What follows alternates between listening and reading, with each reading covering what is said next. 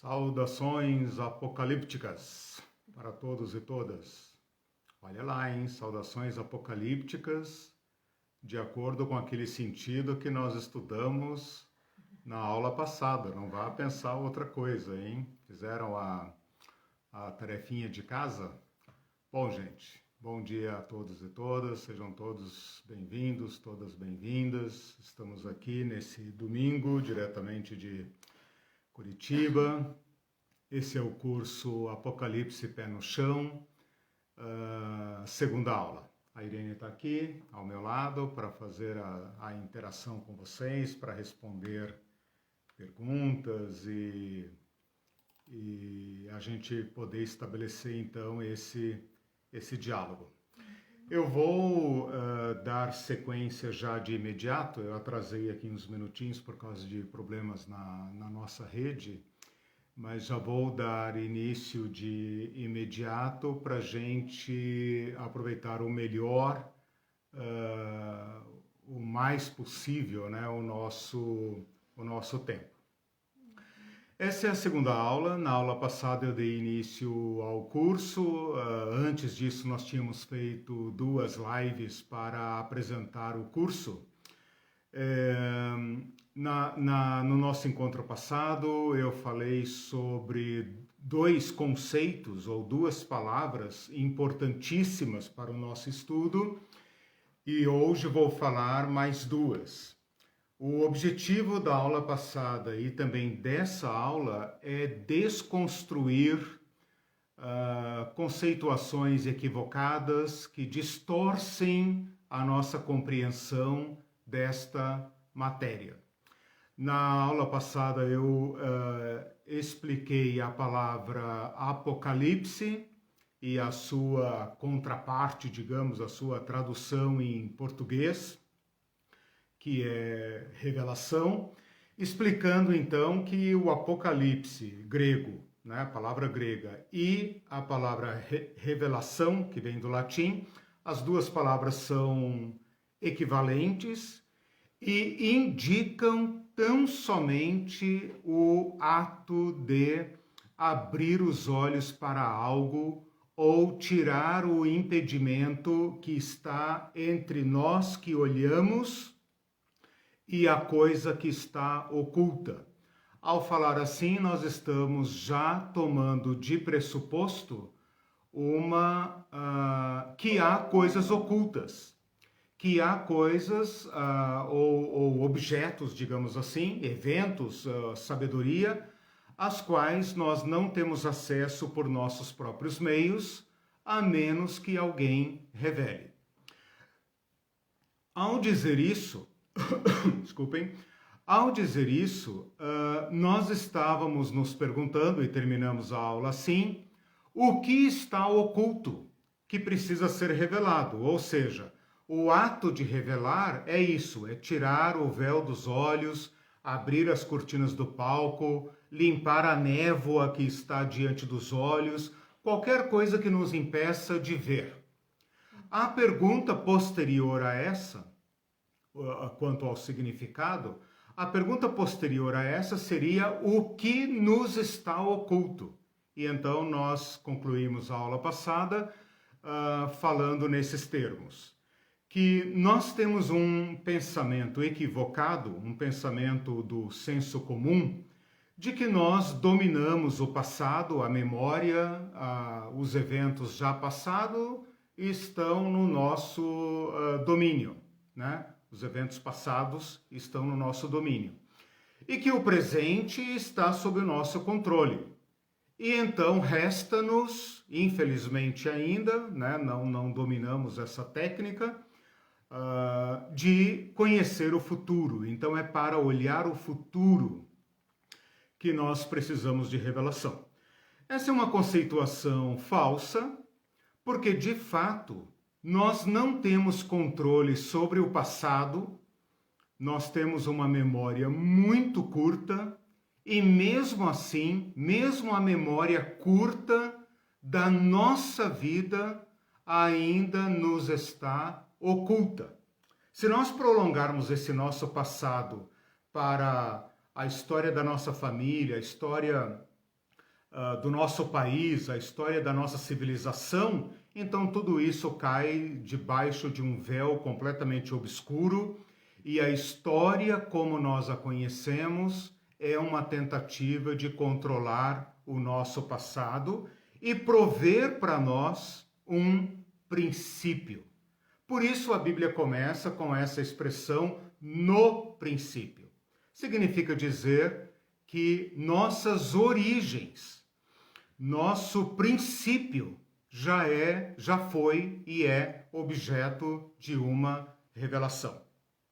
Então, isso para a gente limpar completamente o conceito de Apocalipse e o conceito de revelação. Porque quando a gente fala revelação, especialmente no senso comum, as pessoas podem pensar imediatamente em alguém que adivinha o futuro, né? Eu vou lá na irmã da revelação, ela vai me mostrar o que vai acontecer e tal. Não, não é disso que nós estamos falando. Nós estamos falando de um acesso a um conhecimento que não viria por nossos próprios recursos, que alguém precisa se interpor, precisa intervir e abrir então a nossa compreensão, abrir nossos olhos. Quando eu falo abrir nossos olhos é num sentido figurado, porque não se trata de ver exatamente, mas de compreender, de ter acesso a estas realidades que estão ocultas aos nossos olhos. Isso também se aplica ao presente.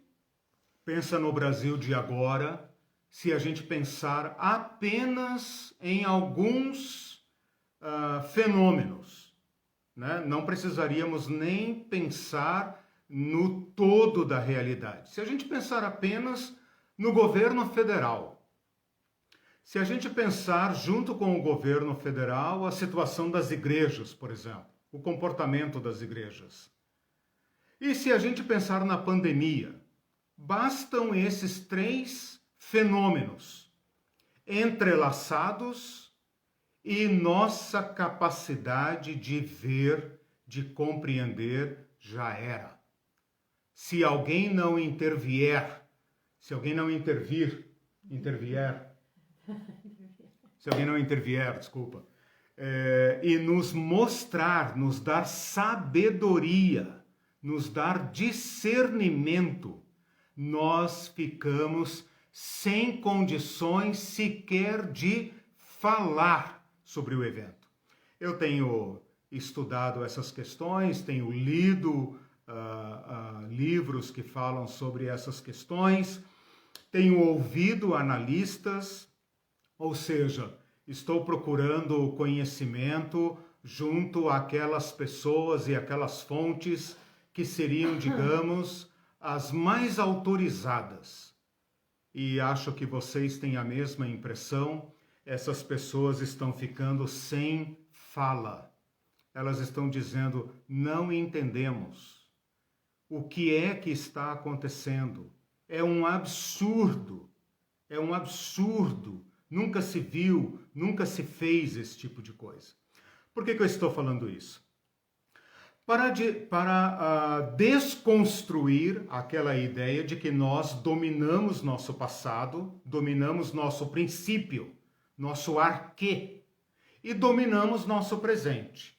E por enquanto precisamos apenas de que alguém nos mostre o futuro. Eu estou desconstruindo essa ideia e argumentando no sentido de que nós precisamos de revelação, de apocalipse, e agora eu estou falando nos termos corretos que foram explanados na aula passada.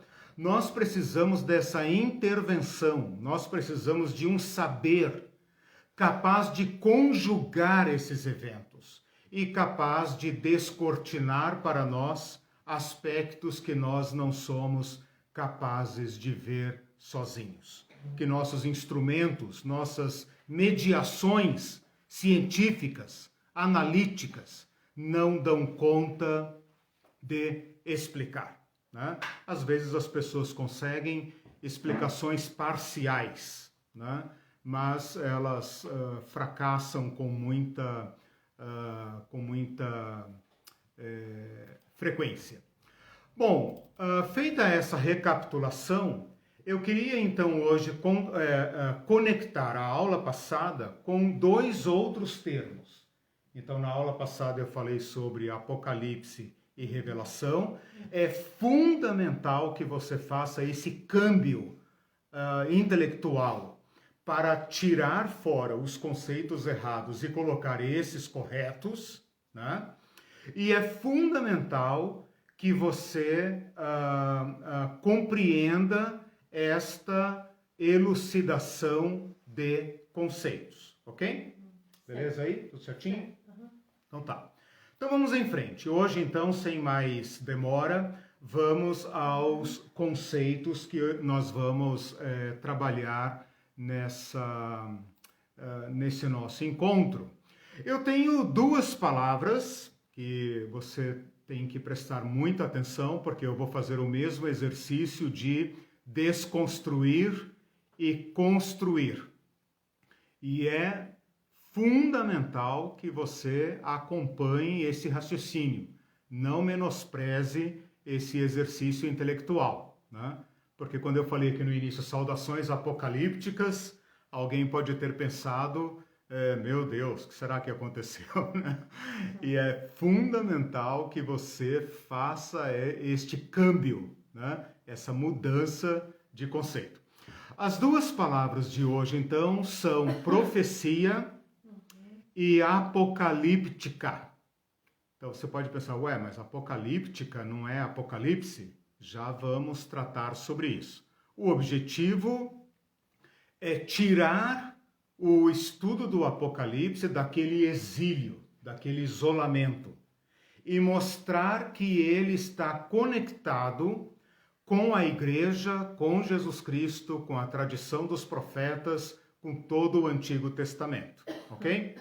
Então vamos lá, eu vou fazer o seguinte, eu vou falar sobre essas duas palavras, a palavra profecia, junto com profetismo, profecia, profetismo, vou explicar por que eu uso a palavra, eu não, os estudiosos usam a palavra profetismo, porque ela significa uma delimitação, e depois então vou falar sobre apocalíptica, rapidamente agora no início. E depois então vou conectar essas duas palavras na história, porque nosso objetivo é ligar a tradição do Apocalipse com a apocalíptica e com a profecia, certo? Então estamos fazendo um caminho para trás. Bom, primeira coisa então, profecia. A palavra profecia não é uma palavra, digamos, de cunho exclusivamente religioso, né?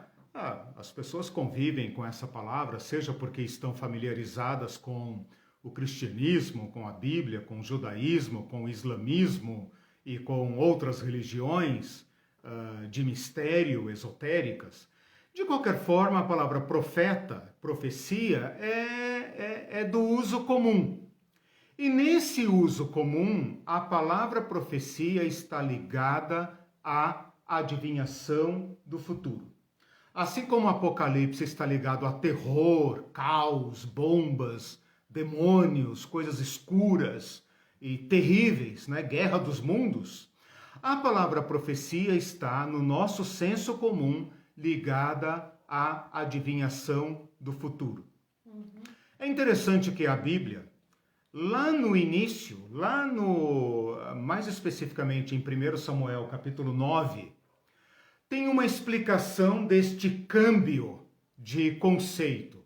Fala assim, vamos consultar o profeta, porque ao profeta de hoje, antigamente se chamava vidente. Então percebam como a palavra vidente, que também é usada aí, né, em diversas técnicas de adivinhação, né, clarividência, não sei o que, vidência, mancia, né, como é que é? Não sei o que, mancia, necromancia, seja lá o que for, né? Cartomancia.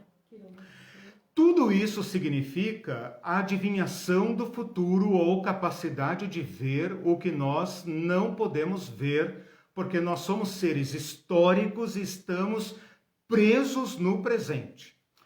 A palavra profeta, no seu sentido, então, correto, no sentido bíblico, no sentido do Antigo Testamento, então deixando de fora o conceito comum e geral de profeta, e também o sentido que profeta possa ter tido em outras religiões, na religião judaica, que é a religião do Antigo Testamento, a religião pré-cristã, né, de onde descende o cristianismo, significa tão somente porta-voz. É basicamente isso. Porta-voz, subentendido, obviamente, de Deus. Então, portador de uma mensagem de Deus. Quando o antigo judeu falava, esse é um profeta, ele está dizendo, opa, esse homem ou essa mulher ouve a palavra de Yahvé e fala a palavra de Yahvé. Ouve e fala.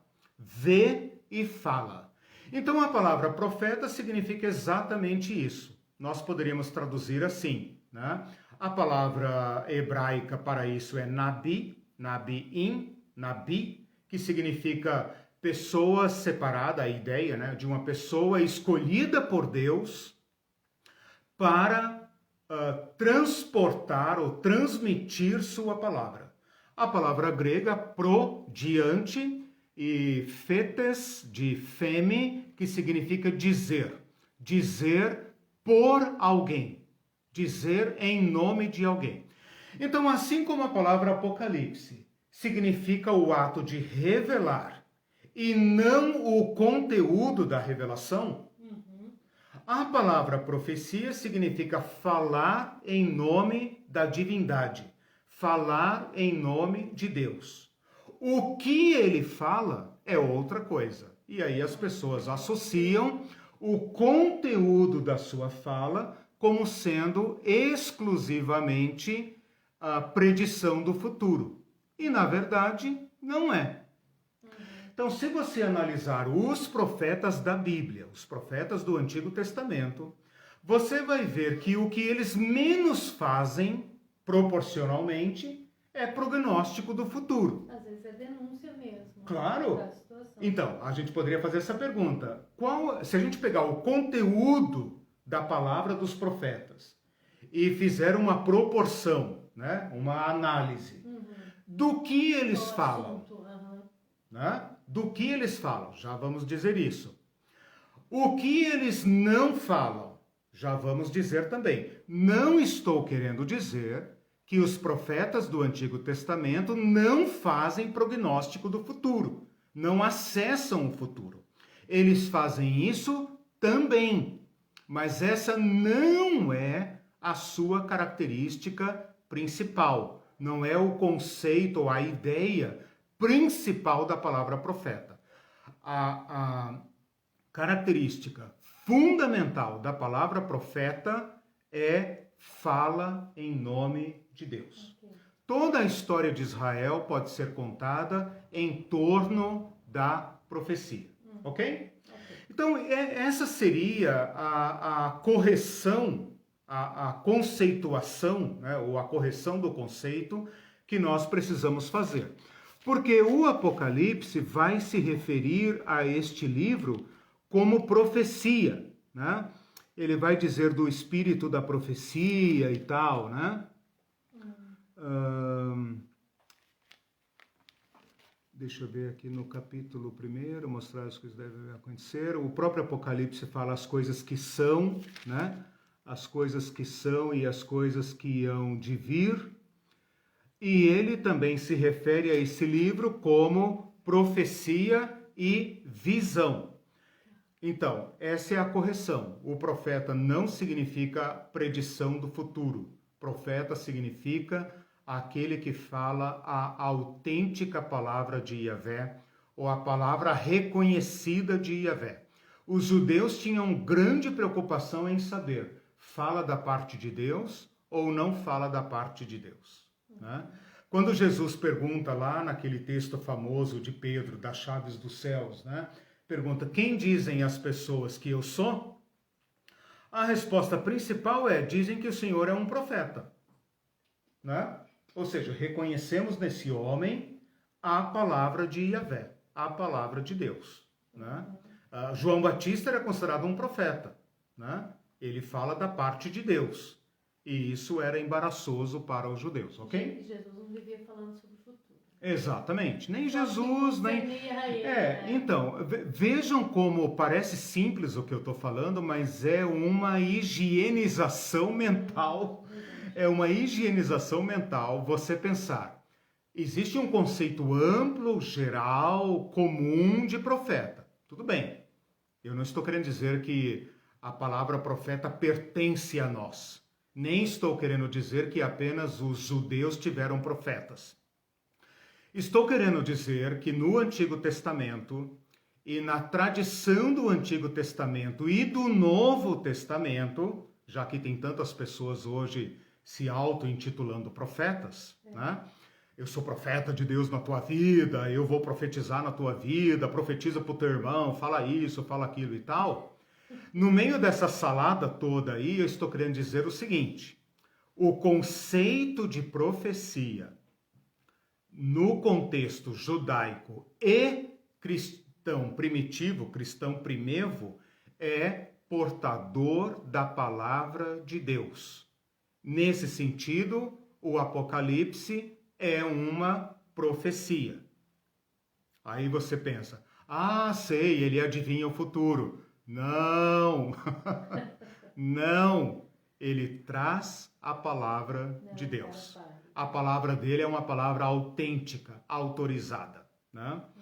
Bom, a segunda palavra que eu preciso colocar, ela é menos conhecida, ela é objeto de estudo, de especulação, e eu quero colocá-la aqui assim de forma breve, porém, espero eu, suficiente, é a palavra apocalíptica, né? E aqui eu preciso fazer algumas observações. Eu não preciso dizer, a sua ligação com o Apocalipse é óbvia, né? Então, assim como a palavra Apocalipse é uma transliteração do grego, a palavra apocalíptica é derivada da palavra Apocalipse. Então, por que eu estou falando apocalíptica? E junto com apocalíptica, eu poderia dizer apocalipticismo. Apocalipticismo, desculpe que se tornam palavras tão difíceis de falar, e apocaliptista. Apocaliptista. Então, apocalíptica, apocalipticismo e apocaliptista, ok? Bom, essa palavra apocalíptica, quando eu a disser a partir de agora, essa daqui eu não preciso corrigir, porque provavelmente você não tem um senso comum a respeito dela, ela é uma palavra mais, digamos, restrita ao estudo, né, à academia sobre o assunto, aos cursos de faculdade teológica e tal, mas talvez você só conheça a palavra apocalíptica como adjetivo derivado de Apocalipse. Né? Por exemplo, o Apocalipse é um livro apocalíptico. Né? Então, quando eu falo saudações apocalípticas, você fala saudações do Apocalipse. Então, é um adjetivo naturalmente derivado de Apocalipse. Nesse caso em que eu estou usando como substantivo. Por mais estranho que seja, eu sei que alguns autores, de repente alguém está me ouvindo, já é um pouco treinado nessa matéria, já tem um conhecimento mais avançado sobre essas questões. É possível que alguns dos principais eruditos dessa matéria rejeitem esse nome, né? Porque esse é um nome que os modernos deram a um gênero literário. Pronto, já expliquei o que é apocalíptica. Apocalíptica, nesse sentido assim, substantivo, substantivado, né? Não como adjetivo, ou como adjetivo de literatura, né? Literatura apocalíptica, ou gênero apocalíptico, né? Mas se eu disser apenas apocalíptica, nós vamos estudar a apocalíptica, eu estou me referindo a uma literatura, a um gênero literário que abrange um período de alguns séculos. Quais séculos? Especificamente o período interbíblico. O que significa período interbíblico? No curso passado de Teologia da Generosidade, eu tenho ali algumas aulas sobre o período interbíblico. Quem não conhecer, acessa lá a Teologia da Generosidade, tem uma seção ali que eu abordo bastante coisa do período interbíblico. O período interbíblico é também chamado o período intertestamental, que significa o quê? É um período que está entre o fim do Antigo Testamento e o início do Novo Testamento, um período de cerca de 400 anos. Entre Malaquias e Mateus, convenciona-se pensar um período de cerca de 400 anos, tá? Bom, a maioria dos estudiosos, dentro desse período de 400 anos, faz um recorte e coloca o auge da produção de literatura apocalíptica a partir do ano 200 a.C. Então eu peguei o período interbíblico, cortei no meio, né? 400 anos entre Malaquias e Mateus, reduzi a metade, vim aqui para o ano 200, 2 séculos antes de Cristo, né? E estou afirmando, né, que esse é um período em que este tipo de literatura surgiu. Tá, então esse tipo de literatura surge a partir do ano 200 e vai até quando? Vai até mais ou menos o ano 100 depois de Cristo. Portanto, só aí eu já engoli 300 anos, 200 antes de Cristo, 100 depois de Cristo, né? E alguns estudiosos falam que foi ainda além. Então, entra pelo 2º século depois de Cristo, né? Até quanto depois de Cristo?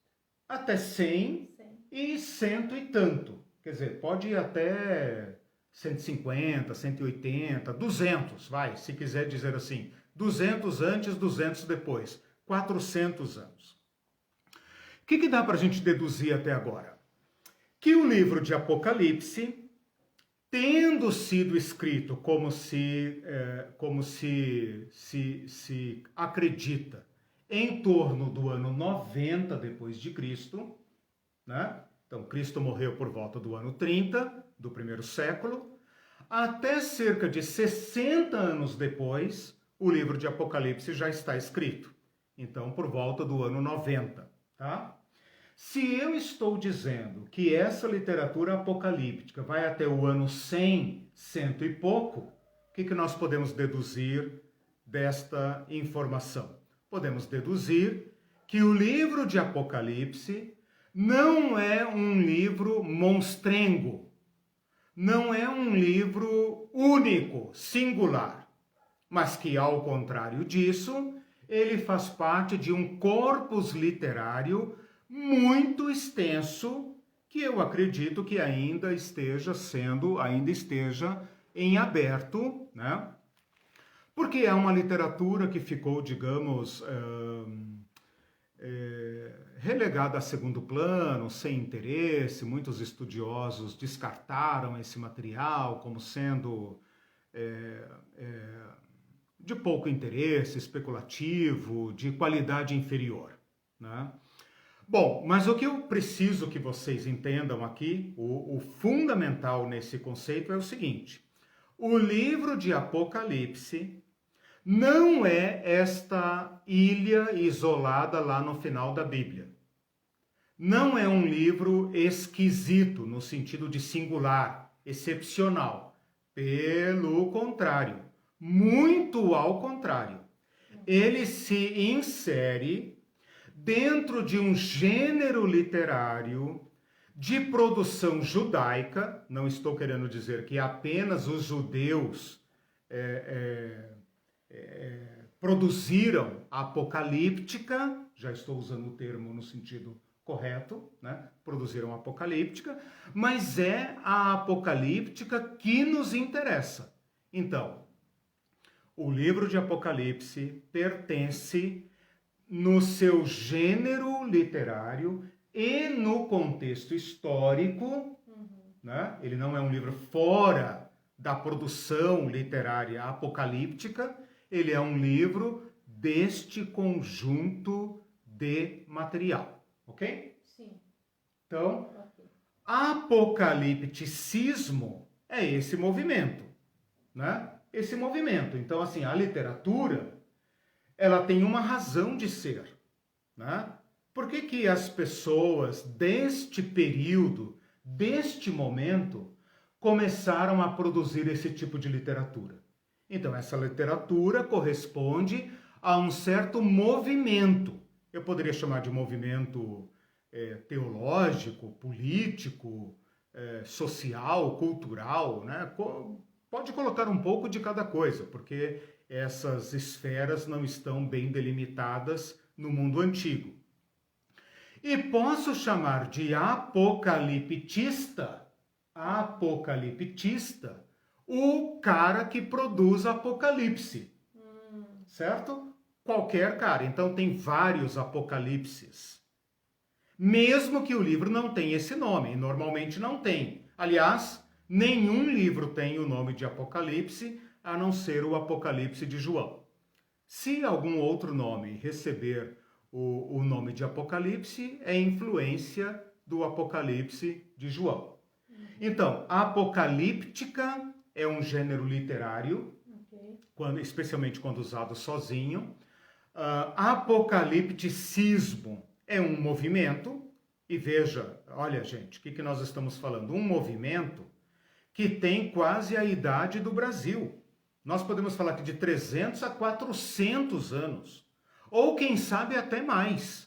Quem sabe até mais, né? Eu aceito perfeitamente que esse movimento seja ainda maior, né? E estou definindo apocaliptista como o autor, qualquer deles, na maioria anônimos, né, que produziram esse material. Ok? Aí? Tá, mas você não está restringindo aos estudos bíblicos de essa apocalíptica, ou não? Não. É porque o Anivaldo está perguntando quais seriam os paralelos do gênero apocalíptico sim, do âmbito da Bíblia. Sim, beleza. Ótima pergunta, claro, vamos entrar lá. Então, com essa intervenção do Anivaldo, eu já digo o seguinte: como eu estou apontando que esse material é do período interbíblico, então todos eles estão fora da Bíblia. Por quê? Especialmente da Bíblia protestante, né? Na Bíblia protestante, nós paramos em Malaquias e quando a gente abre a página seguinte, nós já caímos no mundo romano.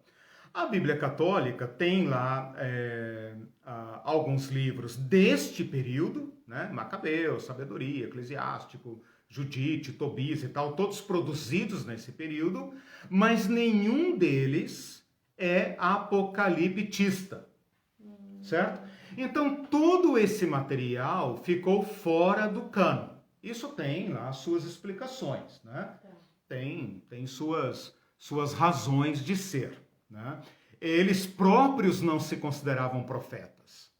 Eles próprios, né? Então é uma autodesignação de que eles estão num movimento posterior aos profetas. Mas isso eu quero falar na sequência, quando eu falar da história, né? Eu quero contextualizar esses dois grupos. Com respeito às características, a gente poderia dizer o seguinte: normalmente o autor esconde o seu nome, né? Por exemplo, você tem livros de Enoque, tem livro de Esdras, produzido muitos anos depois da morte de Esdras, livro de Baruque foi secretário de Jeremias, tem livros de Moisés, livros de Isaías, livro de Abraão, livro dos 12 patriarcas. Tem diversos livros, quer ver? Até anotei aqui alguns nomes, ó.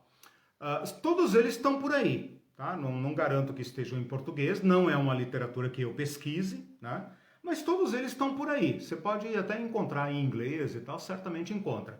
A Ascensão de Isaías, Apocalipse de Elias, Apocalipse de Abraão, esses nomes são modernos, né? Nomes que foram dados. Testamento de Isaac, Testamento de Jacó, Testamento de Salomão, Rolo dos Hinos, Oráculos Sibilinos, diversos livros, Jubileus, Salmos de Salomão, que mais? Testamento de Moisés, Apocalipse de Baruque, Quarto Esdras. Todo esse material está por aí. Dentro de Apocalíptica. Todos são material do gênero apocalíptico. Tá, depois você vai falar o que identifica, Sim, o que sim, classifica para ser. Sim. Porque se não é futuro, é o quê? Né? Certo, legal. Então, o que eu falei até agora? Dei alguns exemplos de literatura apocalíptica, todos eles produzidos dentro desse período que eu falei, alguns antes de Cristo, alguns durante a vida de Cristo e outros lá perto de João e até para frente, porque esse é um material não canônico. Então, eu sei que tem livros aí, né, livros enciclopédicos, né, reunindo todo esse material, falando sobre esse material, ou há muita literatura de Qumran, né, dos essênios, que eu também tratei no curso passado, cai nessa classificação, tá? Então vocês percebem que a maioria deles está fora das escrituras, fora do cânon, fora da Bíblia, tá? Porém, antes de falarem das características, porém, nós temos no Antigo Testamento e no Novo Testamento, fora desse período delimitado, que é fora da Bíblia, né? Fora desse período, traços do surgimento de uma literatura que pode ser classificada como apocalíptica. Especialmente a segunda parte do livro de Daniel. Então, se você pegar o livro de Daniel, ele é dividido em duas partes. A primeira parte é narrativa, prosaica, né? É a história de Daniel e seus amigos na corte imperial. E a segunda parte, exatamente a metade do livro, não em termos de conteúdo, mas em termos de capítulo, né? 12 capítulos, 6 capítulos são narrativos, 6 capítulos são de um material que não é tecnicamente profecia, né? Daniel é chamado profeta, está no cânon dos profetas, ele pode ser chamado profeta, não tem nenhum problema. Mas o material dele é muito diferente do que, por exemplo, o material de Isaías, o material de Jeremias, o material de Ageu, né? Muito diferente. Então, a partir desta literatura e pesquisando de onde ela veio para fazer essa conexão com a profecia, alguns autores entendem que partes ou porções dos nossos livros dos profetas são apocalípticos. Ou seja, o Antigo Testamento tem traços de apocalíptica, tá? Eu diria aí que, por exemplo, tem uma seçãozinha de Isaías, Isaías capítulo 24 a 27, que se você analisar bem, ele tem características distintas. Ele é chamado o Pequeno Apocalipse do Antigo Testamento, Apocalipse de 24 a 27. Fala dos terrores da terra, fala de terremoto, fala de mortandade, fala do sol, etc, etc, coisas assim. Você fala, cara, esse cara, ele viu alguma coisa, né? Ele teve uma experiência aqui fora da casinha, né? O Ezequiel tem porções que parecem apocalíptica, o Daniel, especialmente a segunda parte, o Joel, o profeta Joel, uma parte do livro de Joel, uma parte do livro de Zacarias, né? Especialmente a parte final de Zacarias, é considerado um dos textos mais difíceis de entender de todo o Antigo Testamento. Inclusive, Zacarias é chamado Zacarias 1 e Zacarias 2, Porque Zacarias, a partir do capítulo 9, por ali, ou até mais para frente, capítulo 11, por ali, ele dá um cavalo de pau e começa a falar coisas assim que você fala, meu, esse cara fumou. Não, brincadeira. No Novo Testamento, nós temos também pistas apocalípticas. Por exemplo, Jesus no sermão profético, chamado sermão profético, que se encontra em Mateus 24, Marcos 13, Lucas 21, chamado sermão profético de Jesus. Se você acha um, você acha os outros, né? Mateus 24, Marcos 13, Lucas 21, essa é basicamente a mesma palavra repetida nesses três evangelhos. Você vai também entender alguns traços de Apocalipse. Se você pegar, por exemplo, 1 Coríntios 15, quando Paulo fala da ressurreição, das trombetas, etc., você pode falar, bom, isso aqui tem algum parentesco literário com o Apocalipse. Se você pegar Tessalonicenses, especialmente aquela parte que fala da ressurreição, o 2 Tessalonicenses, que fala do homem da iniquidade, partes de 2 Pedro, partes de Judas e, obviamente, o Apocalipse, né? Então, eu dei exemplos, eu falei até agora que esse material é de uma época não canonizada, não canônica, e agora, por último, dei alguns exemplos de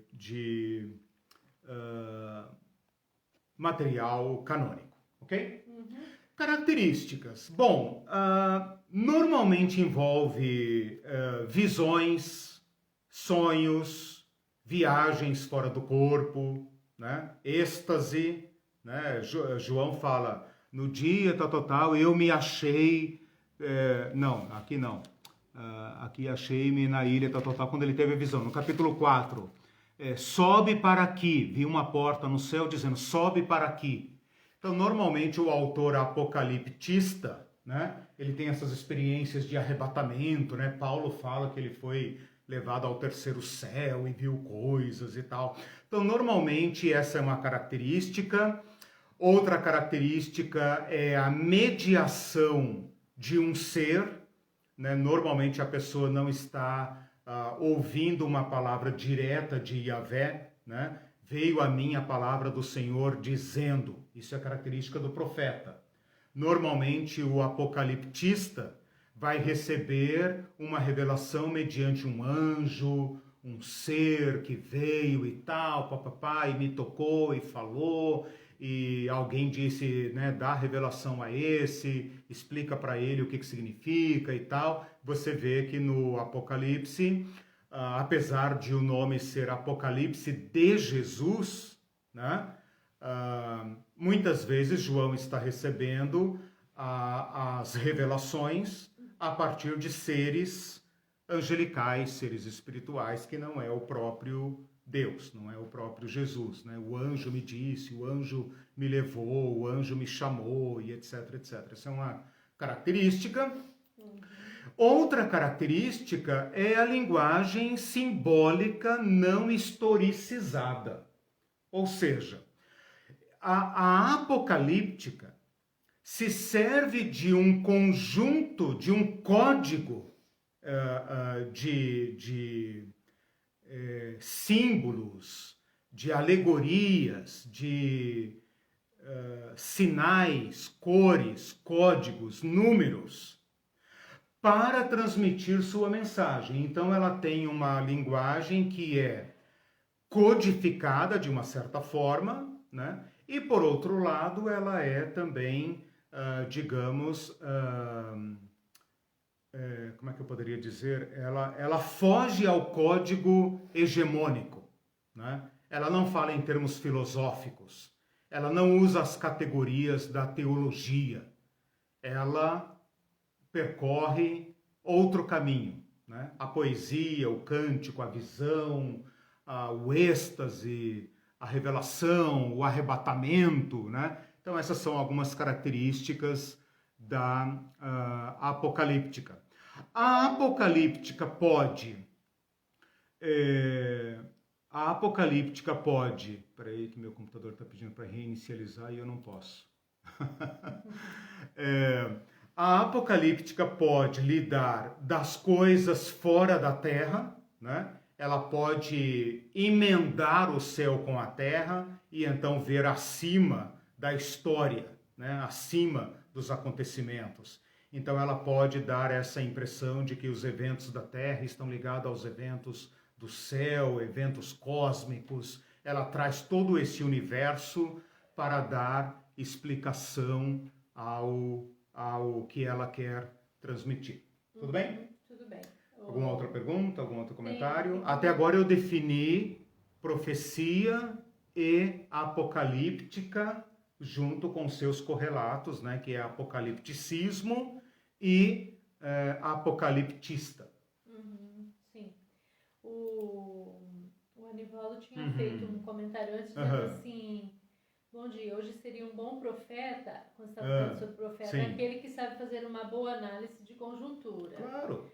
Aí o Falcão disse com base na palavra. Só que esse com base na palavra também é perigoso, porque as interpretações variam muito. E daí, com base na palavra, ainda surgem muitas interpretações, teorias de conspiração e tudo isso, né? É bem complexo isso, né? Então, aí vocês percebem por que a apocalíptica é tão desafiadora, né? Porque, veja, a análise de conjuntura pelas mediações científicas, socioanalíticas, não dão conta do recado da apocalíptica. Elas não alcançam, né? O que eu ouço analistas, né? Comecei a aula dizendo que eu estou me debruçando sobre esses caras, eu não estou apenas orando, né? Eu estou ouvindo sociólogos, eu estou ouvindo analistas, cientistas políticos, né? O que eu percebo é que eles conseguem aquilo que nós conseguimos. Aliás, eu digo não nós, os não iniciados, os não treinados.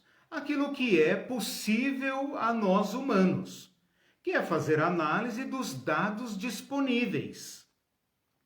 Mas se nós não vemos o todo, como que nós podemos dar conta da realidade? E é exatamente nesse ponto que entra o profetismo e o apocalipticismo. Tá? Essa é a questão. Segura aí essa análise. É com base na palavra, sim, mas não exatamente no sentido que, estou fazendo aqui apenas uma ressalva, né? Sei que o Falcão sabe disso, mas para todos nós lembrarmos e para quem talvez possa, né, entender com algum equívoco, ser baseado na palavra não significa apenas citar versículos bíblicos, porque as pessoas hoje disputam algumas questões assim, qual a base bíblica disso?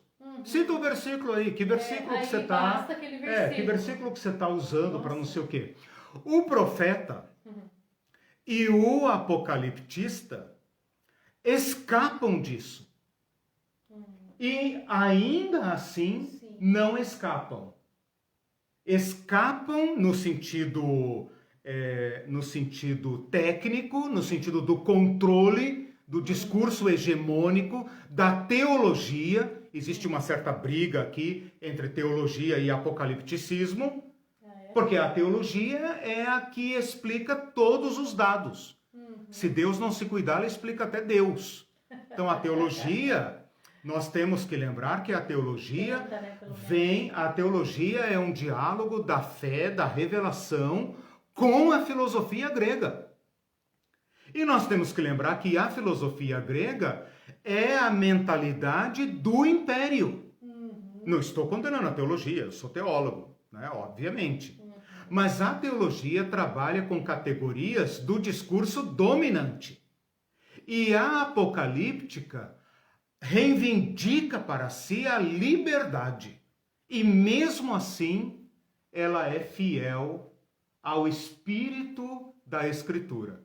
Ela é fiel àquilo que João aqui no Apocalipse chama o espírito da profecia. Né? Então existe aí uma certa tensão entre teologia e apocalíptica. Né? As más línguas dizem que é por isso que todo esse material foi varrido fora do cânon, né? É claro que eu não concordo com isso. Eu acredito que a apocalíptica está ligada a um contexto não profetista, né? E por isso nós temos apenas o Apocalipse de João. Por que nós temos o Apocalipse de João? Porque Jesus Cristo corrige as interpretações da profecia e corrige o apocalipticismo. Jesus frustra todos esses movimentos e lhes dá um novo sentido. Por isso, esse Apocalipse da Bíblia é chamado Apocalipse de Jesus Cristo. Revelação de Jesus Cristo. Eu sei, eu tenho a chave. Eu digo à minha igreja o que ela precisa saber para viver. Né? Então, esse Apocalipse é canônico. Né? Os demais seguem seu curso aí nesse submundo, né? Submundo onde sempre viveram. Né? Sempre foi uma literatura marginal, Deep Bible, exatamente, da Bíblia profunda, né? Sempre foi especulativo, né? E eles nunca reivindicaram para si nenhum outro status a não ser isso mesmo, né? Eles tiveram lá sua importância e tal, mas é isso que eles concebem para si mesmos. O Celso fez um comentário quando você estava falando sobre a palavra profecia. Ele disse: a palavra profecia não porta o futuro, ela porta a palavra de Deus. Foi bom dizer isso, pois já derrubamos um ídolo.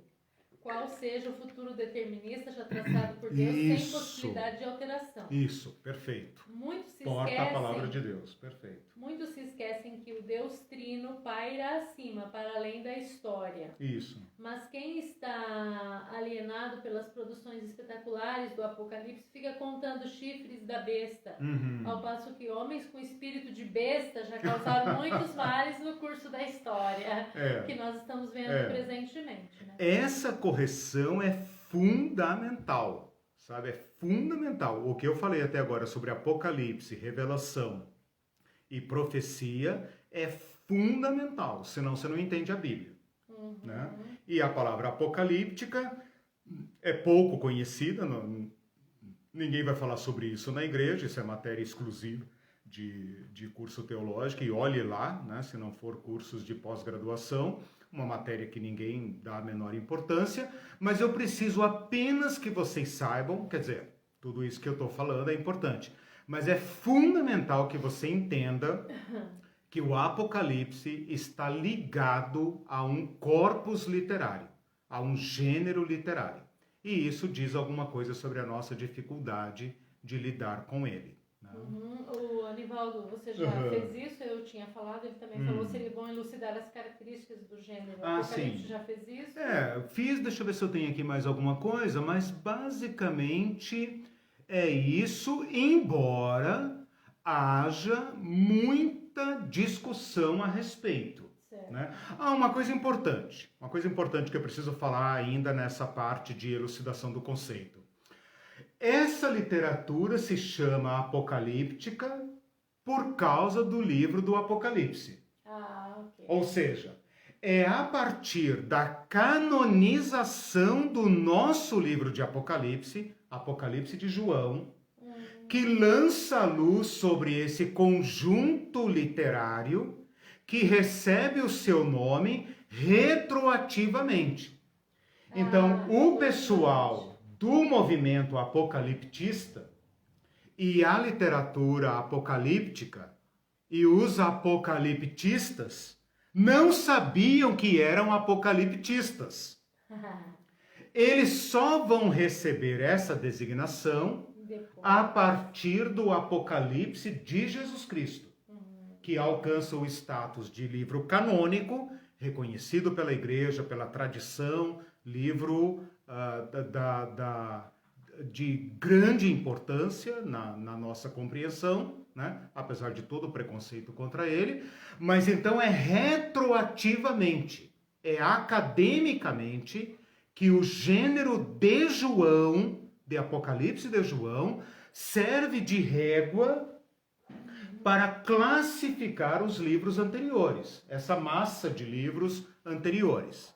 Então, quando o Anivaldo pergunta sobre características e tal, a gente fica assim meio que andando meio que na corda bamba, né?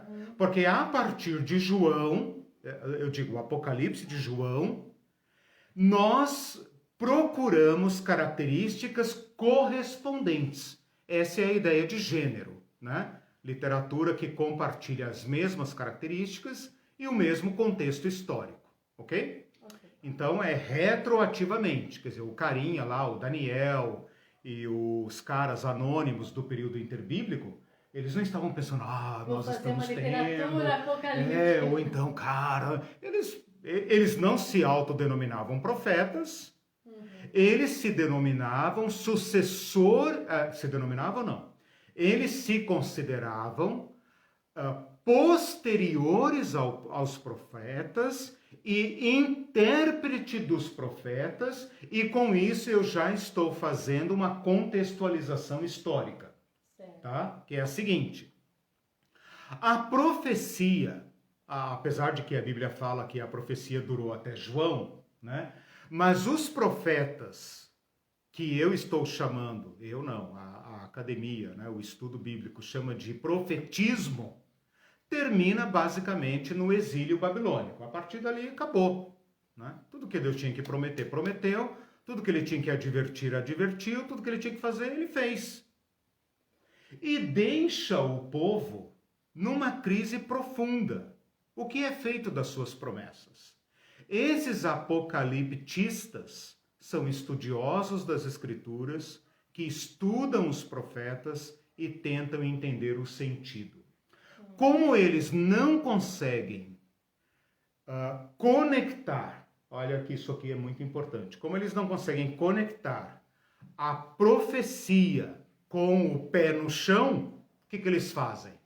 Eles partem para essa interpretação de uma outra perspectiva, com outros elementos. Eles fazem uma escola própria e vão seguindo esse movimento apocaliptista, messiânico e por aí, né?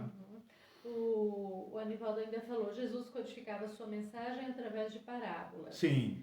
E o Mindu disse, jejum e oração podem virar mantras apocalípticos. Sim.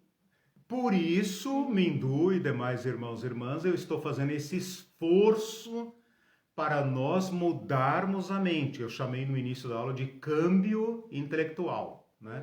Essa mudança, né? Para nos conectarmos com esta tradição, né? O Anivaldo mencionou aí Jesus e suas parábolas.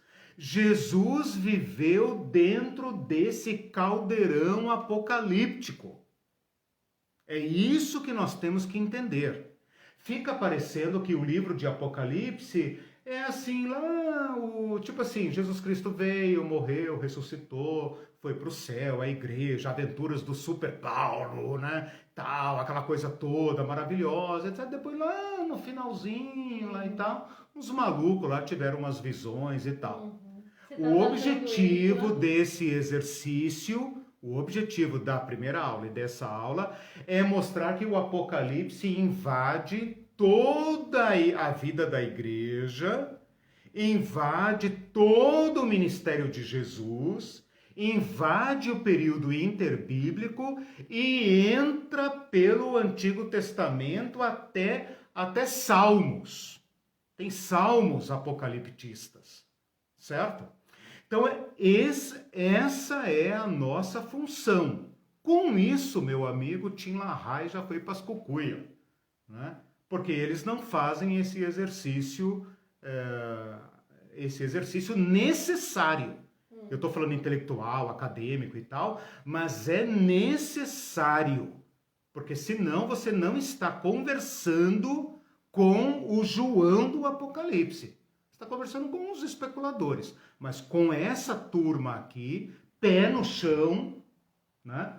Você tem que lembrar que as comunidades de João eram apocaliptistas.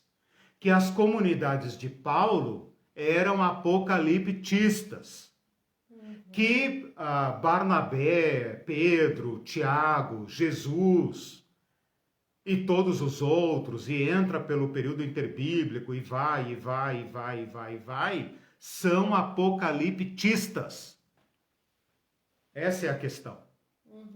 Tem a apocalíptica que ficou fora do cânon, porque não alcançou o status necessário, e esse status foi muito rigoroso, né? E tem essa apocalíptica bíblica. Para nós interessa saber que em torno de João, do sermão profético de Jesus, de 1 Coríntios 15 e tal, existe um contexto literário, histórico, político e etc., né, que produz esta literatura. E quem a ouviu, quem a leu pela primeira vez, tinha essas chaves de interpretação que eu e você não temos. Então, bem-vindo ao estudo do Apocalipse. Nós vamos ter que lê-lo pé no chão, com humildade, com cuidado, com prudência. Por quê? Porque é praticamente impossível recuperar todo esse universo apocaliptista. Por que é impossível recuperar esse universo? Porque ele era da marginalidade, ele era da periferia, ele não era do templo. O templo não produz apocalipse.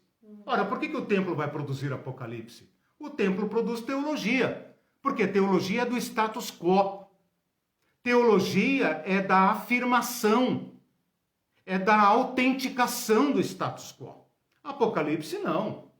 Apocalipse está chutando o pau da barraca, está puxando o tapete. Pode aplicar isso às dando... igrejas? Claro. A teologia tende a ser o discurso hegemônico. Faça crítica teológica para ver onde é que você vai parar. Faça crítica teológica, né? Derruba os ídolos para você ver onde é que você vai parar. Exatamente. O Anivaldo falou mais duas coisas que estão legal. ligadas. Ele disse outra pergunta para mais tarde. Por que o apocalipsismo não se tornou um gênero mais hegemônico na Bíblia? E como você em disse parte por isso que eu acabei de falar, né? Ele é perturbador, ele perturba a ordem. Né? Ele é perturbador, ele vem dos inconformados, que foi aquilo que eu falei na aula passada, né? Terminei falando. Veja, o Anás e o Caifás não vai fazer apocalipse. O Sinédrio não vai fazer apocalipse. Então, é fundamental que a gente entenda o livro que nós temos nas mãos. Nós temos nas mãos o livro de um preso político, de um cara que já havia sido torturado, preso, e que vai morrer torturado. Vai morrer torturado. Não se sabe se em óleo quente, sei lá o quê. João, ele sofreu tortura, mas não morreu torturado, desculpa. Ele sofreu tortura, ele foi extremamente machucado, mas ele é considerado o único, né, o único dos 12 que não morreu violentamente, morreu de morte natural. Se não foi causada, né, pelo seu sofrimento. Isso já responde, né, por quê? E como você falou, que eu acho que é por isso que é retroativo, que Daniel, Ezequiel não sabiam que estavam fazendo literatura apocalíptica, ele disse, mas deve existir ou ter existido um nome para esse gênero literário.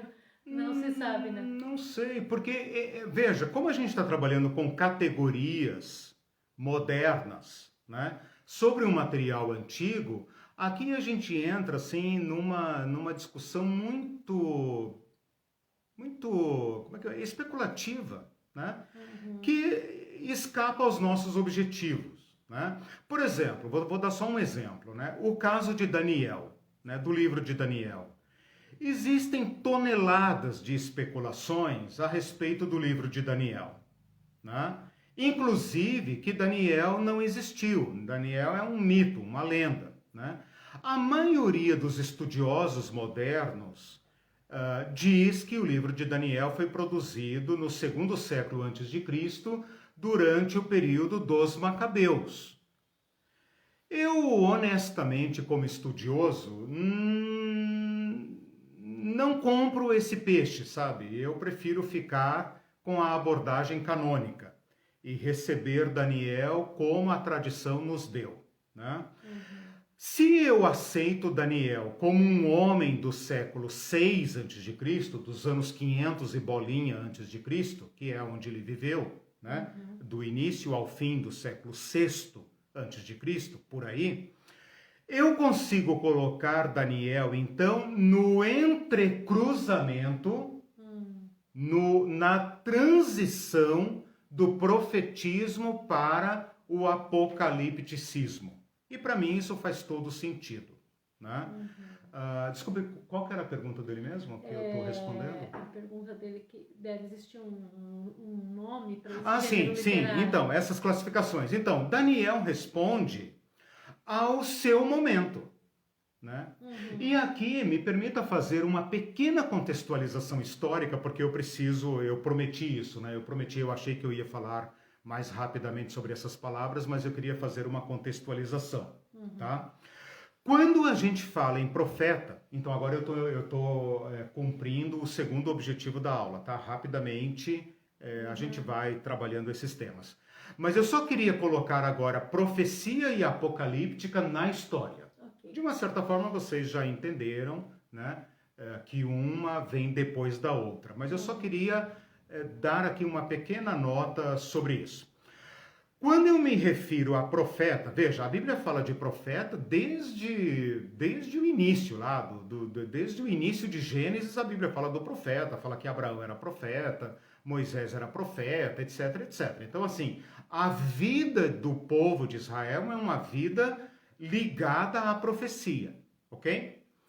A profecia vai subindo de tom, ela vai assumindo características próprias na medida inversa da decadência da monarquia. Vou explicar. Então, sempre houve profetas.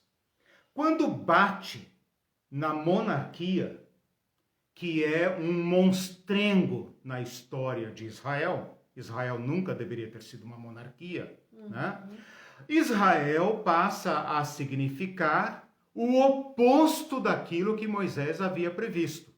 Moisés havia previsto uma comunidade justa, uma comunidade sem rei, uma comunidade governada diretamente por Deus, né?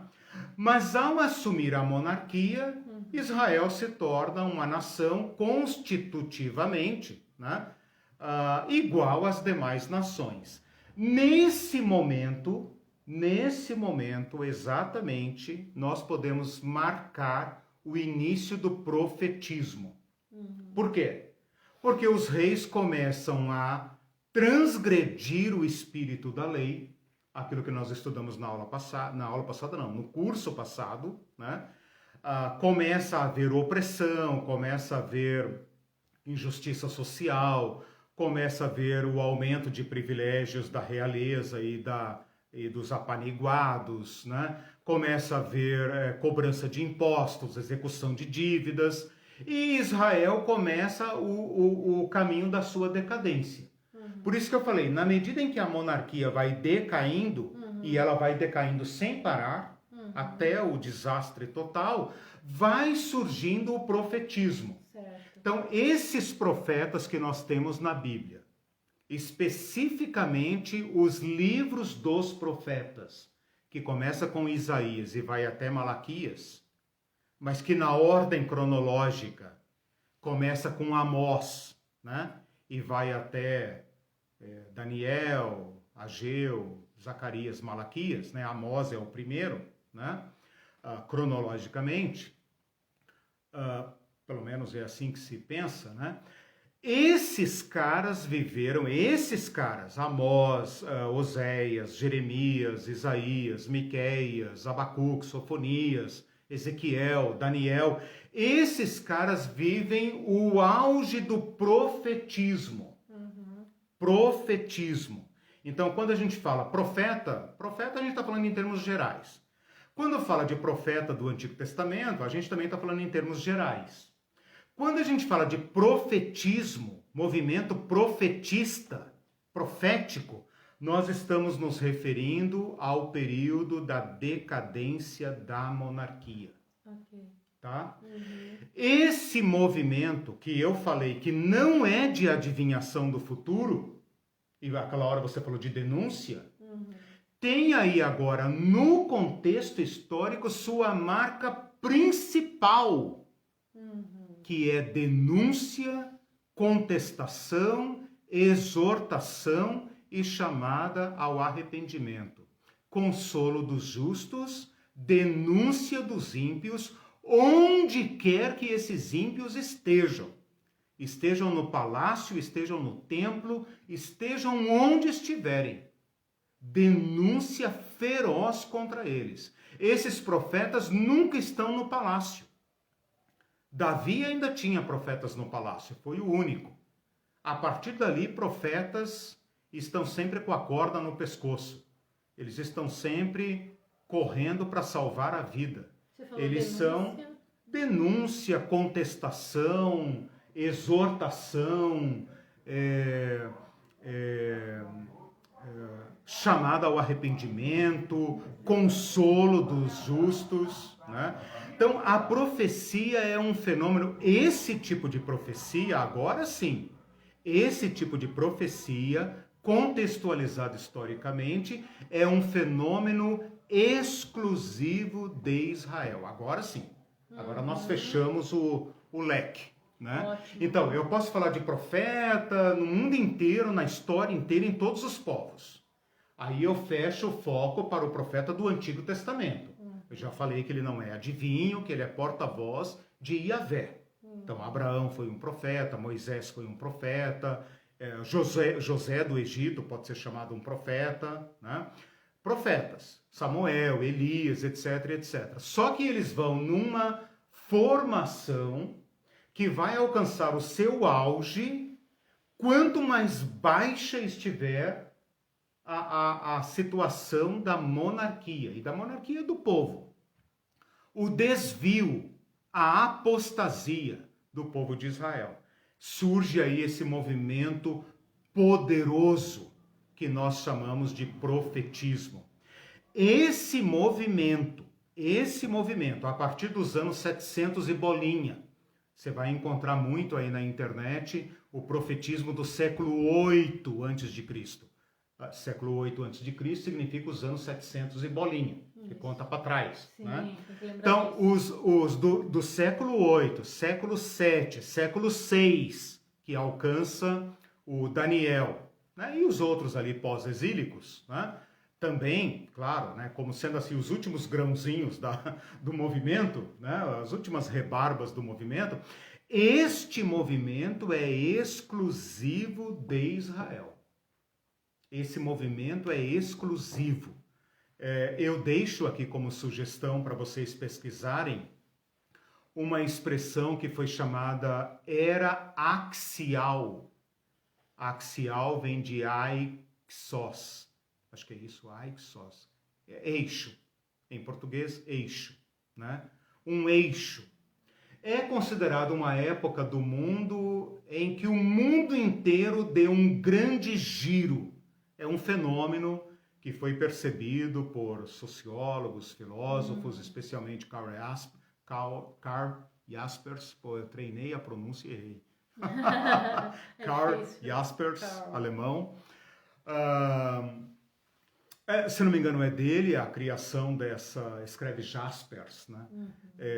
Se não me engano é dele essa expressão, uma era axial. Ou seja, uma era de alguns séculos antes de Cristo, em que o mundo deu um grande giro em todos os sentidos, filosófico, cultural, religioso, o mundo deu uma deslanchada. Seria assim. A contribuição do povo judeu está no profetismo. Eu sempre digo isso para os meus alunos, porque a gente trata os profetas assim como se tem que ler esses livrinhos aí e tal. Para o conjunto da história universal, os profetas de Israel são uma revolução teológica, filosófica, política, social, cultural, a gente não entende, que antecipa a vinda de Jesus Cristo. Por isso a profecia dura até João. Porque João é a encarnação, digamos assim, desse profetismo denuncista de Israel, contestador, acusador, que chama ao arrependimento. João Batista. E Jesus, então, é o grande desfecho desse movimento. Por isso, Jesus é reconhecido primeiramente como profeta. É incrível isso, porque a gente não vê os livros dos profetas do Velho Testamento com essa importância, né? Primeiro, a gente acha que eles só adivinham o futuro. Segundo, os caras hoje falam, profetiza pro teu irmão e tal, eu sou profeta de Deus na sua vida, eu vou liberar uma palavra para sua vida. É essa lixaiada que ficou para os cristãos, né? Mas veja, o meu objetivo aqui é conectar esse movimento profetista dentro do conceito que eu estou pondo. Joga o resto fora, por favor. Falar da parte de Deus. Esses caras que falam do chão, eles falam do chão. O Senhor quer balança justa, comércio justo. O Senhor quer que você proteja o órfão, a viúva, o pobre. É sempre a partir do presente. O Senhor quer que a justiça corra como ribeiro. Parem de sacrifícios inúteis, diz Isaías. Fechem as portas do templo. Isso é absolutamente revolucionário e é preparatório para o caminho do Senhor. Preparem o caminho do Senhor, porque o Senhor é o espírito da profecia. E é ele que está falando agora no Apocalipse. Então, o Jesus do Apocalipse é o Jesus de João, de Pedro, de Paulo, de Barnabé, de Tiago, de Pedro. É o Jesus do Evangelho e é o Jesus predito pelos profetas. Agora nós estamos conectando. E onde entram então os apocaliptistas? Os apocaliptistas entram nesse vácuo profético entre Malaquias e Jesus, porque o povo de Israel estava sofrendo angústias profundas entre a promessa de Deus e a realidade vivida. Então,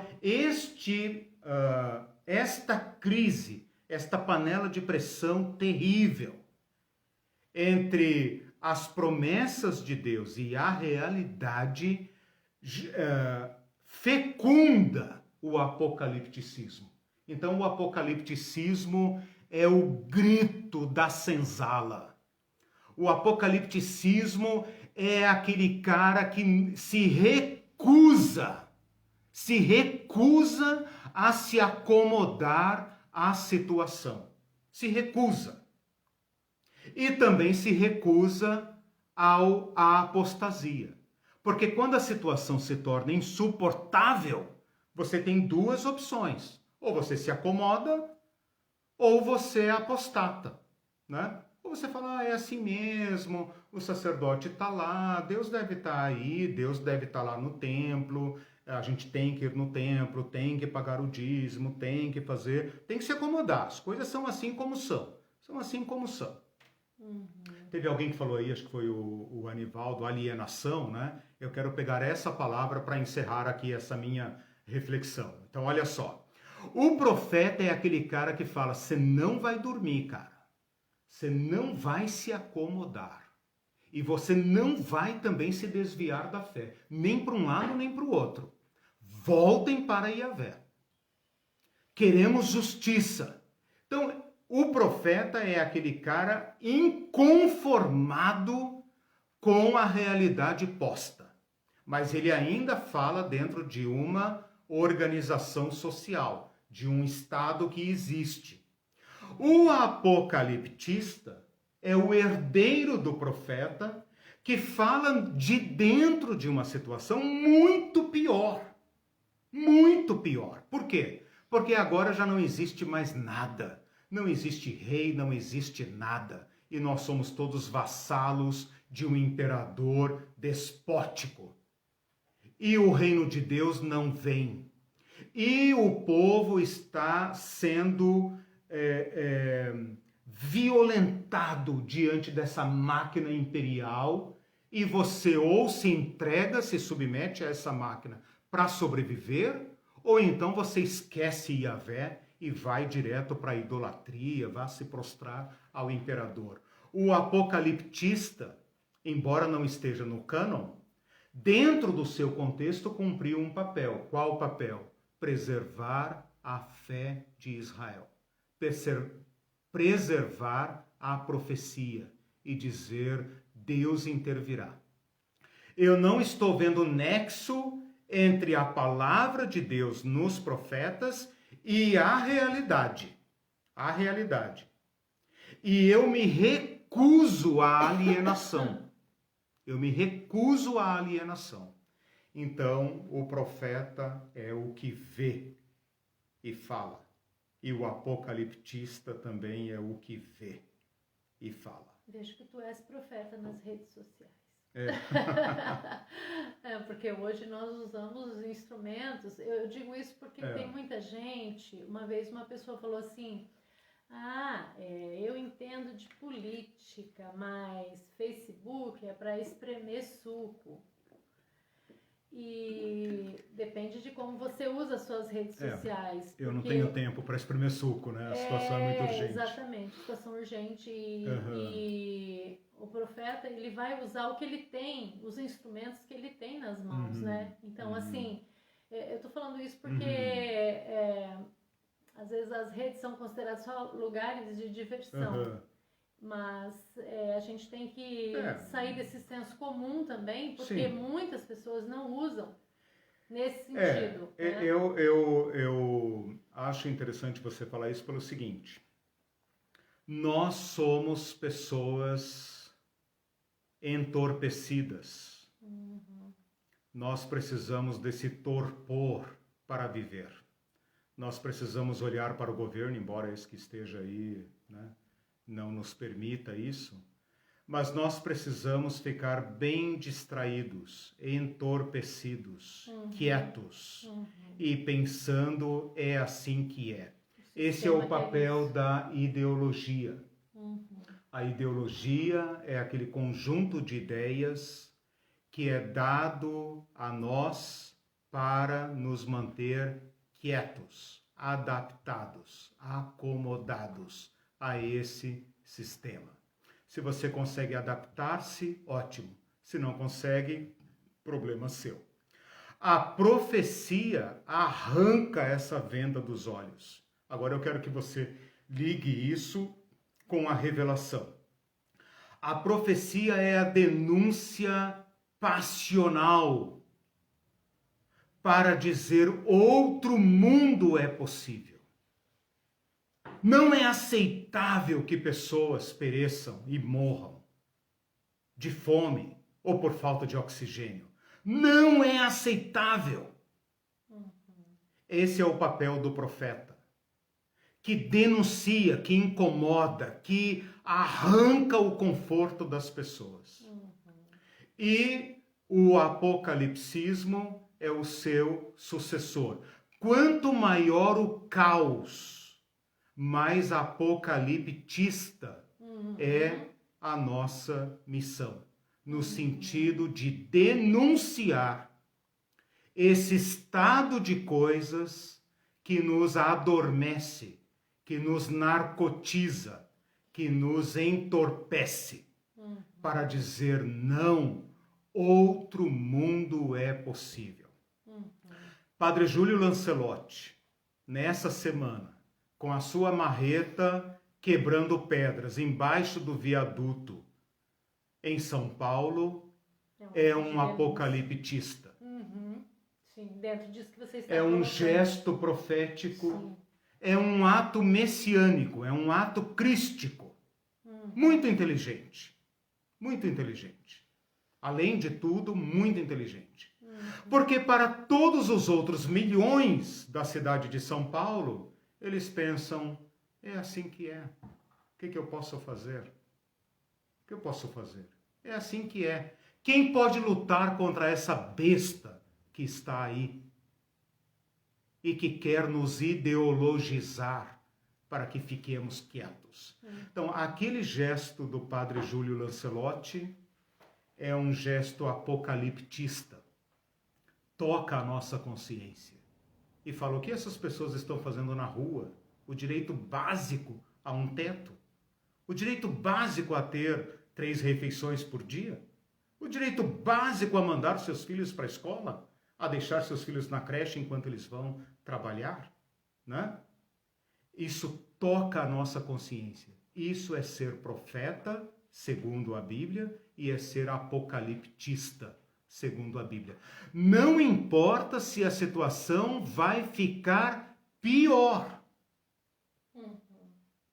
O gesto humano solidário que toca a nossa consciência é missão da igreja. Choremos, irmãos, choremos.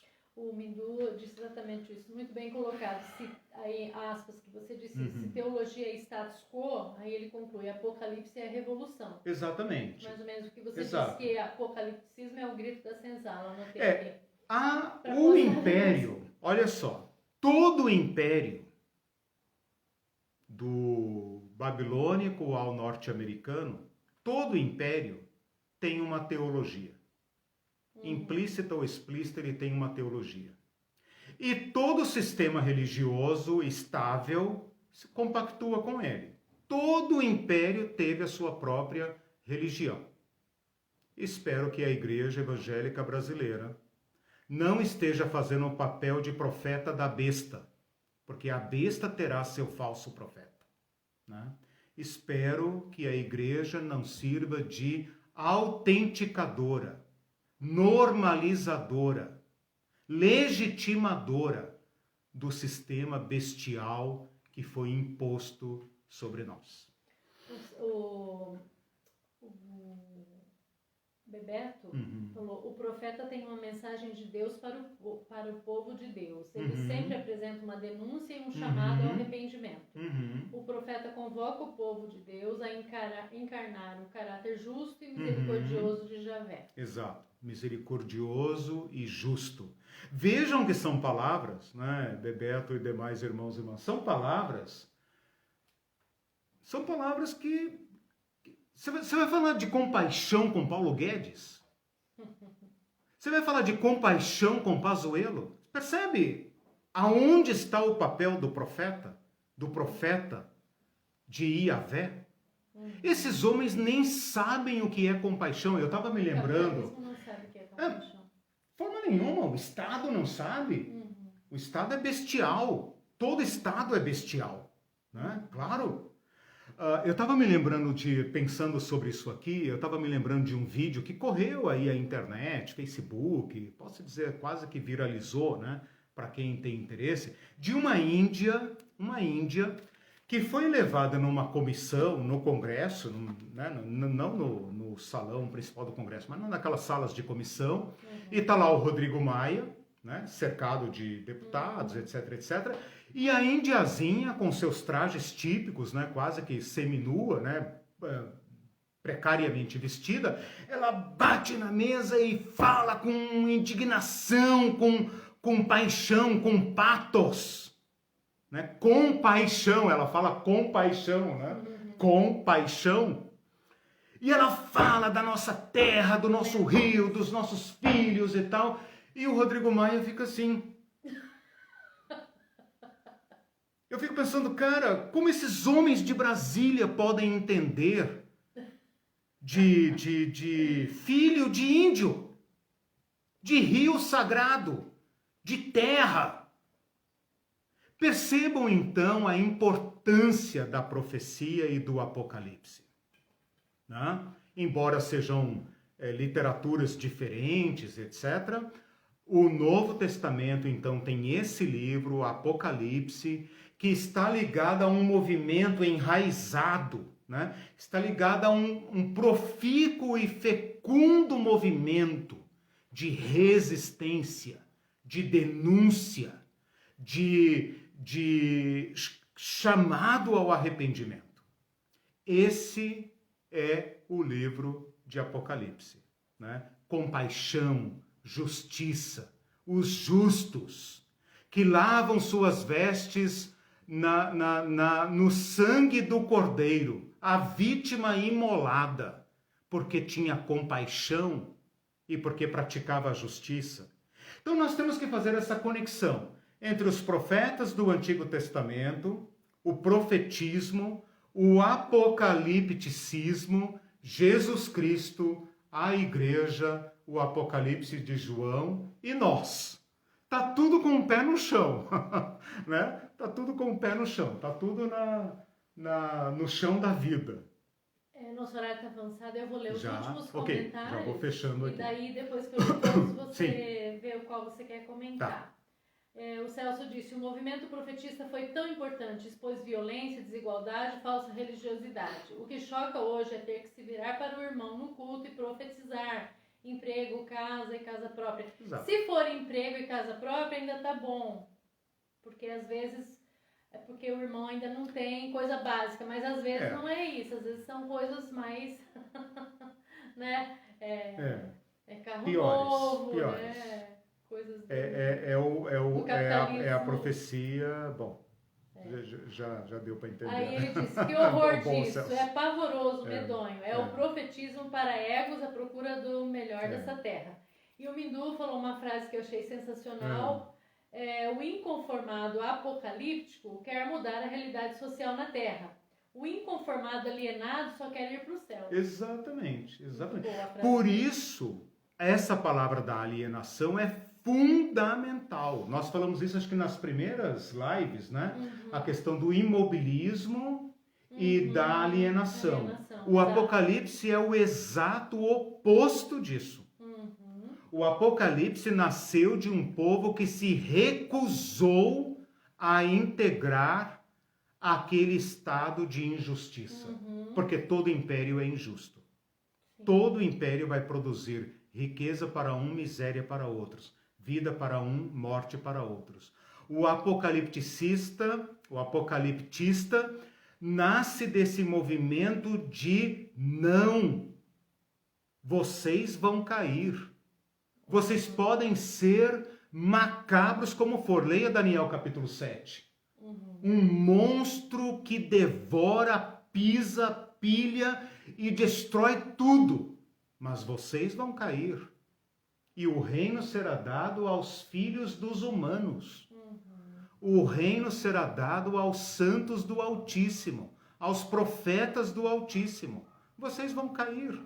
Ora, essa é uma palavra mobilizadora, como diz eu estou lendo essa semana por recomendação do meu amigo Alexandre Klein, que se não estiver aí agora vai estar depois. Um abraço, Alexandre. Um livrinho do Walter Brueggemann, americano, porém desalinhado, anti-imperialista. Tem que explicar, né? Que escreveu um livrinho chamado Imaginação Profética, eu vou depois colocar ali para vocês como sugestão. Ele fala assim, a palavra profética é energizadora.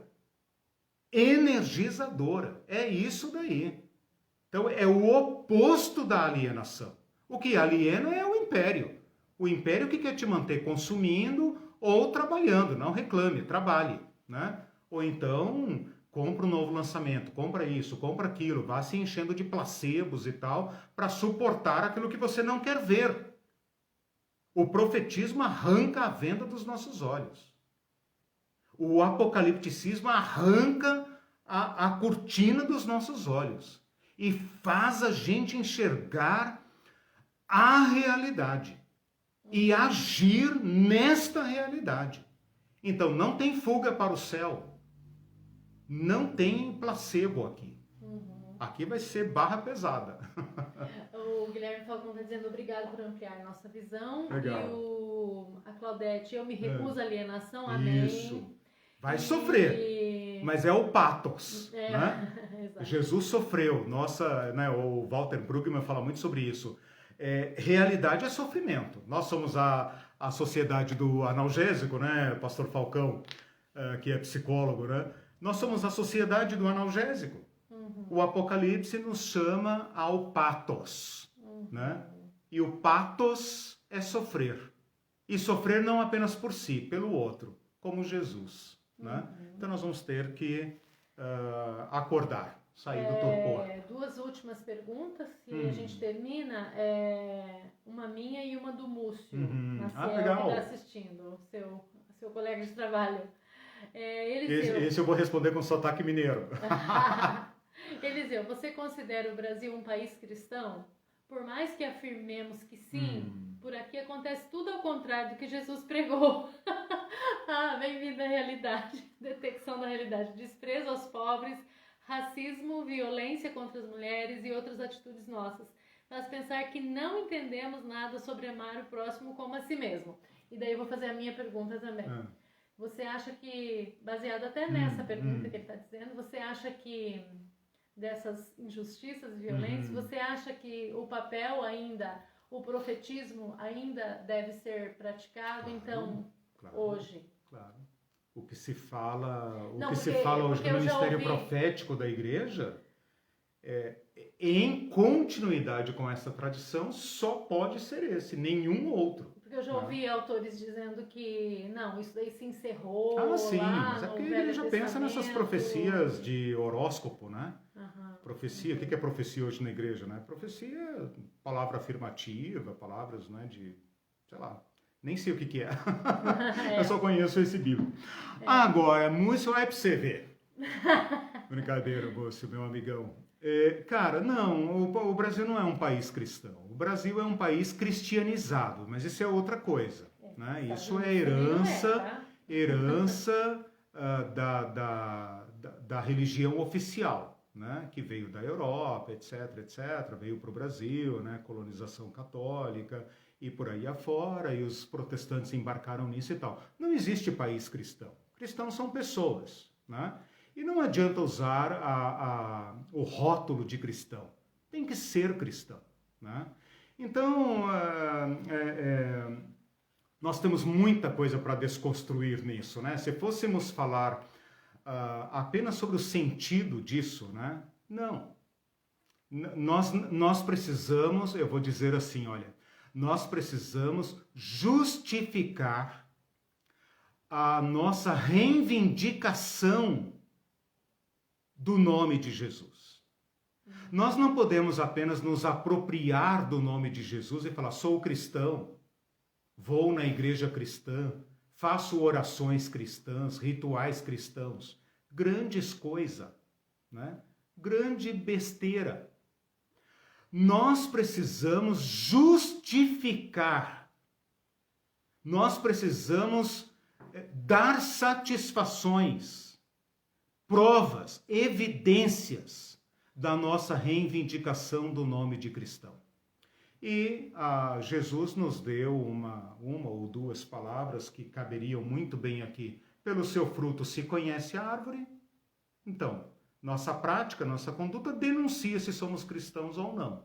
E outra coisa que ele fala, nisto conhecerão todos que vocês são meus discípulos, se vocês se amarem uns aos outros. Então, não. Nós não somos um país cristão, não somos uma sociedade cristã e muitas das nossas igrejas não são cristãs. Simples assim, né? Precisamos todos de uma profunda conversão. Gente, um grande abraço para todos. A Irene está com espinha na testa, não quer aparecer.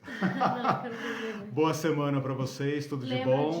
Nos vemos na aula passada, nos ajudem a compartilhar. Na próxima aula eu quero falar sobre o que significa escatos, escatologia, fim, história, tempo, para a gente também desmistificar alguns ídolos e resolver algumas questões antes de encerrarmos essa primeira parte do curso. Grande abraço para vocês. Beijo, tchau, gente. Isso. Tchau, tchau. Tchau, tchau.